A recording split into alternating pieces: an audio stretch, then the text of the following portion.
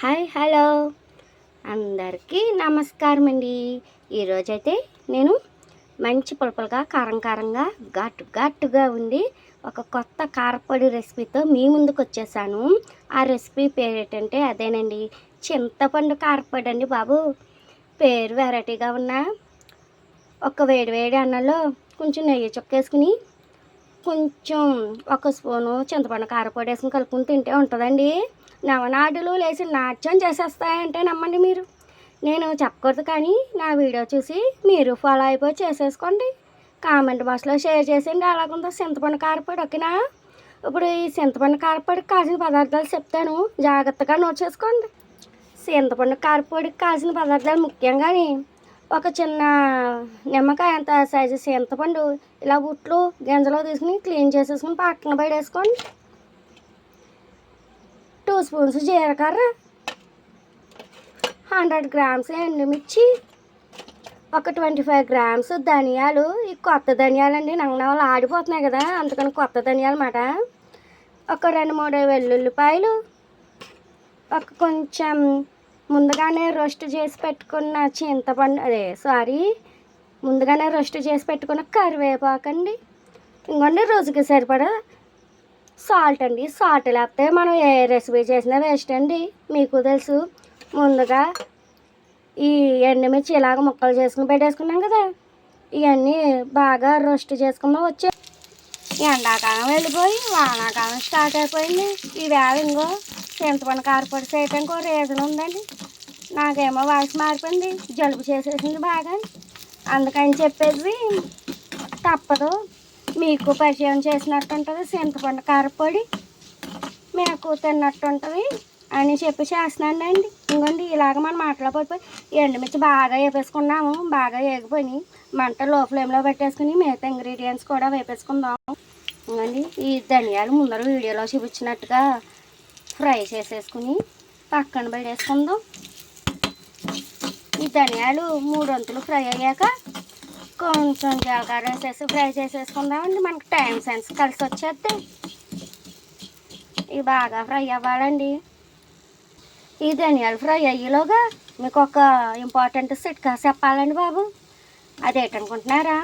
ఈ వానాకాలం వెళ్ళేంతవరకు అయినా పిల్లలకి పెద్దలు బామ్మ తాత అని తేడా లేకుండా వేడి నీళ్ళు తాగుతూ ఉండండి. కొంచెం ఆరోగ్యానికి మంచిది. జలుబు అది సైతం కొంచెం మాటలోని ధనియాలు చిటపటలు ఆడిపోయి. ఇంకోండి ఇప్పుడు జీలకర్ర కూడా వేసేసుకుందాం.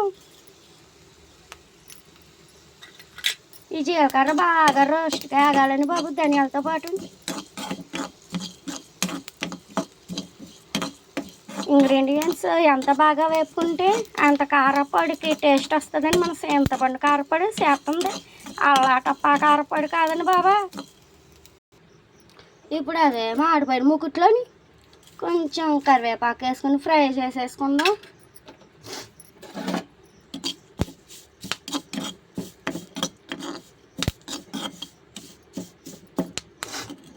కరివేపాకు చూసారా, కట్మని ఫ్రై అవుతుంది. ఇది ఆరోగ్యానికి తీసి పాడేస్తారు కానండి, ఇది మన హెయిర్కి స్కిన్కి ఆరోగ్యానికి చాలా మంచిదండి బాబు.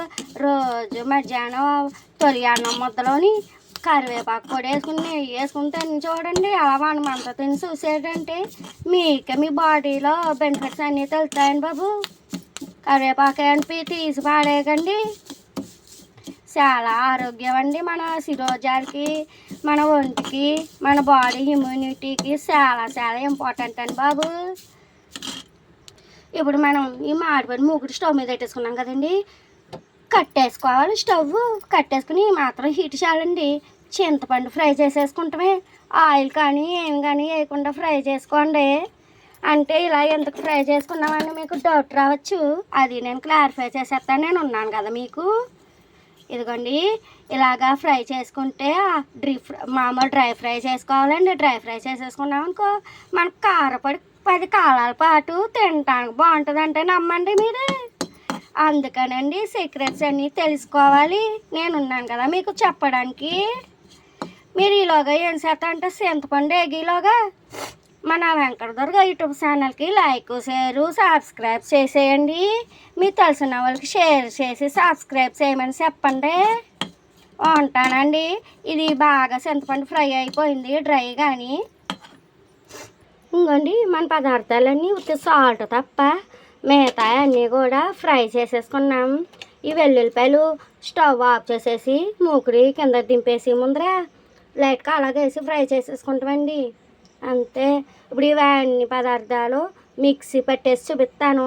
ఎంత గుమ్మగుమ్మ సువాసన మన ఇంట్లో ఈ కారపొడి చేస్తే పక్కింటికి స్మెల్ వచ్చేద్దండి. వాళ్ళకి తినాలి కొంచెం గిన్నె అట్టుకొచ్చేస్తారంటే నమ్మండి.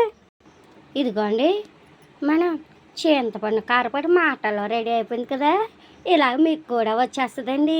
ఏం లేదు, నా వీడియో చూసి ఫాలో అయిపోయి రెసిపీ చేసేసి మీరు టేస్ట్ చూసి చెప్పండి అలాగుందో. ఇంకోండి ఫస్ట్ కొంచెం తీసి మన సబ్స్క్రైబర్కి యూజర్స్కి వాచ్ అవర్స్కేనండి నేను ఏం చేసినా మీకు ఆపట్టండి.